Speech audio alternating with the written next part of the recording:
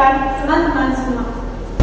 Berdirinya saya di sini, saya akan menjelaskan materi dari tugas saya mengenai berpidato tanpa teks, cara mempresentasikan hasil dari penelitian, dan bagaimana cara mempresentasikan program kegiatan proposal.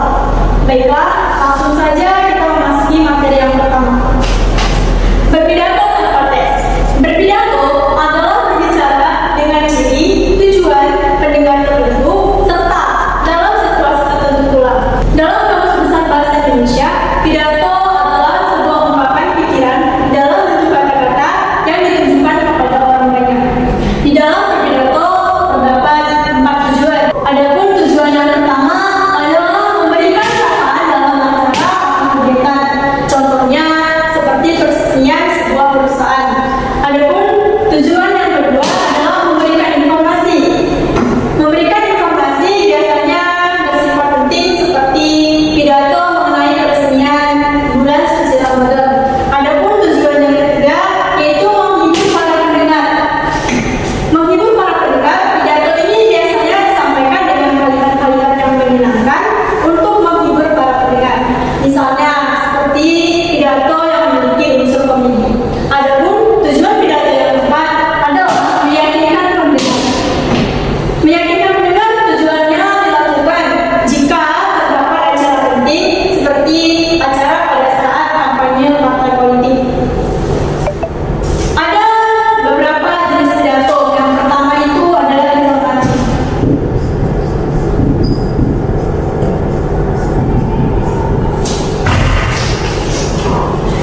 Jenis pidato informatif ini memiliki tujuan untuk menyampaikan pengetahuan atau informasi penting seperti materi pembelajaran, laporan ilmiah, laporan proyek, atau lain sebagainya. Yang kedua ada argumentatif.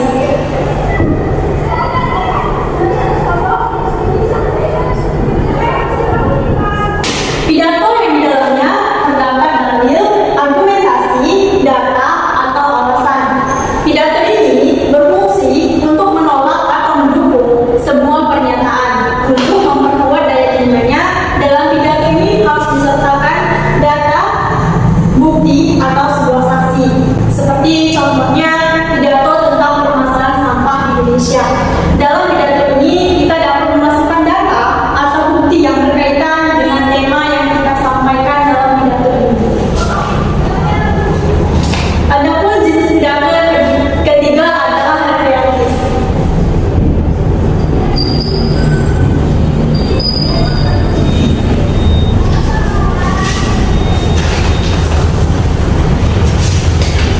Pidato ini disebut dengan pidato kekeluargaan. Pidato ini memberikan sebuah kesan kebahagiaan.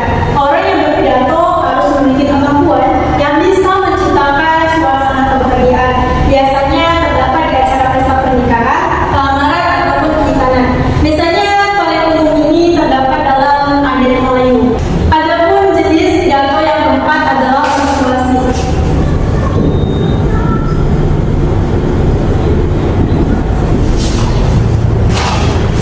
Pidato yang berisi ajakan untuk melakukan sesuatu. Pidato ini bersifat membangun, mengajak, mendorong, ataupun membujuk.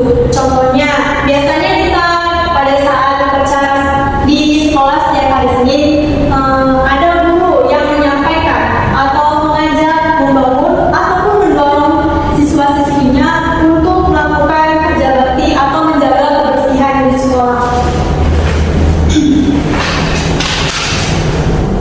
Ada beberapa hal yang perlu dipersiapkan sebelum berpidato agar proses pembelajaran dapat tercapai sesuai dengan tujuannya. Adapun hal yang pertama yaitu menyusun kerangka pidato yang akan disampaikan dengan baik. Jadi kita harus menyusun pertama mulai dari tema atau topik yang akan kita sampaikan. Yang kedua adalah pemilihan metode pidato yang tepat. Metode apa yang mau kita pilih? Mau berbasis menggunakan teks atau tanpa teks. Yang ketiga adalah memperbanyak latihan dalam hal nada, sikap sebelum berpidato. Jadi sebelum kita melakukan berpidato, kita harus melatih sikap, nada dalam berbicara agar pada saat melakukan pidato kita tidak terbata-bata. Adapun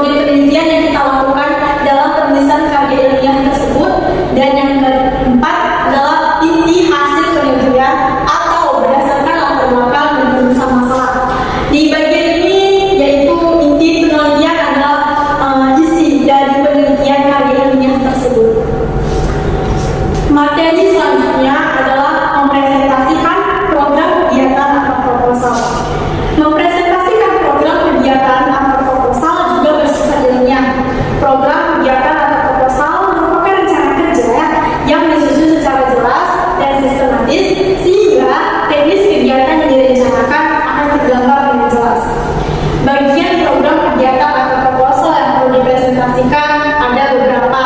Yang pertama adalah latar belakang kegiatan. Apa sih latar belakang kita membuat proposal tersebut? Yang kedua adalah tujuan pelaksanaan kegiatan. Tujuan pelaksanaan kegiatan ini apa? Tujuan kita membuat kegiatan tersebut atau membuat penelitian tersebut. Yang ketiga adalah susunan kepanitiaan. Mungkin di dalam susunan kepanitiaan ini terdapat di proposal sebuah acara, misalnya acara perpisahan sekolah, acara maulid nabi di sekolah, atau lain sebagainya. Adapun yang keempat adalah jadwal pelaksanaan yang berisi waktu, tempat, apa saja kegiatan yang akan dilakukan, serta penanggung jawab kegiatan. Di bagian ini, jadwal pelaksanaan itu berisi waktu. Waktunya itu kapan, jam berapa, tanggal berapa, bulan berapa, dan tahun. Terus terdapat tempat. Kita mengondisikan di mana tempat kita membuat acara tersebut. Terus apa saja sih kegiatan yang akan dilakukan? Misalnya nih perpisahan sekolah. Apa saja sih dalam acara tersebut yang kita lakukan? Misalnya ada pengisian acara seperti pembacaan puisi, hari tradisional, atau lain sebagainya. Serta penanggung jawab kegiatan. Dalam penanggung jawab kegiatan ini, siapa saja yang berkaitan dengan acara tersebut, dan terutama adalah panitia dalam acara tersebut. Dan yang terakhir adalah anggaran dana yang direncanakan, baik pemasukan maupun pengeluaran. Jadi kita harus mencantumkan dalam proposal tersebut berapa sih anggaran dana yang akan kita keluarkan atau bisa menjadi pemasukan.